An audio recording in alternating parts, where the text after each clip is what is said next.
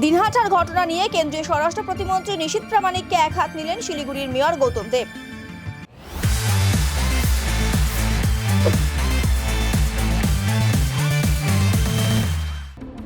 বুধবার পুর নিগমের 34 নম্বর ওয়ার্ডে লোকসভার ভোট প্রচারে যান গৌতম দেব। সেখানে সাংবাদিকদের মুখোমুখি হয়ে মেয়র গৌতম দেব বলেন, কেন্দ্রীয় বাহিনী নিয়ে নিশীথ প্রামাণিক যদি গুন্ডামি করে তাহলে কেউ চুপ করে থাকবে না।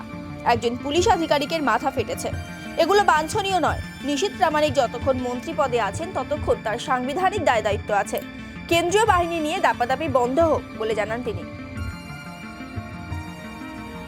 কেন্দ্রীয় বাহিনী নিয়ে নিশীথ যদি গুন্ডামি করে তাতে কেউ চুপ করে থাকতে পারে না। আমাদেরই তো একজন রাজ্য সরকারের পুলিশ অফিসার এসডিপিওর মাথা ফেটেছে, এগুলো বাঞ্ছনীয় নয়।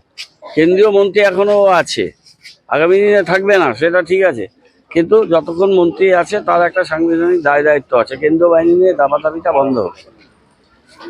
ওইভাবে অ্যাগ্রেসিভ হয়ে অ্যাটাক করে কেউ ভোটে জিততে পারে না।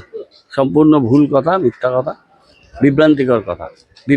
বিজেপি যদি এত ওয়েল অর্গানাইজ পলিটিক্যাল পার্টি হবে, 2 তারিখে 20টা ক্যান্ডিডেট ডিক্লেয়ার করেছে, একজন উইথড্র করে নিয়েছে 19টার পরে, আজকে 20 তারিখ, 18 দিনে তারা ক্যান্ডিডেট ডিক্লেয়ার করতে পারছে না কেন? আভ্যন্তরীণ সমস্যা আছে।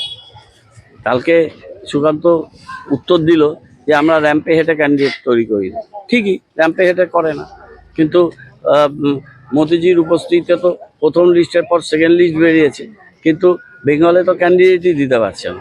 আগে ক্যান্ডিডেটগুলো ওরা দিক। হ্যাঁ, বিজেপি এবার সিঙ্গেল ডিজিটে এসে যাবে বেঙ্গলে।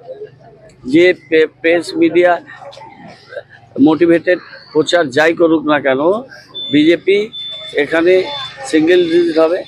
আর অটলজির সময় যেটা শাইনিং ইন্ডিয়া হয়েছিল, ফিল গুড হয়েছিল, হয়ে ক্ষমতার থেকে বাইরে চলে গেছিলো 2004-এ, বিজেপি এবার আউট অফ পাওয়ার হবে।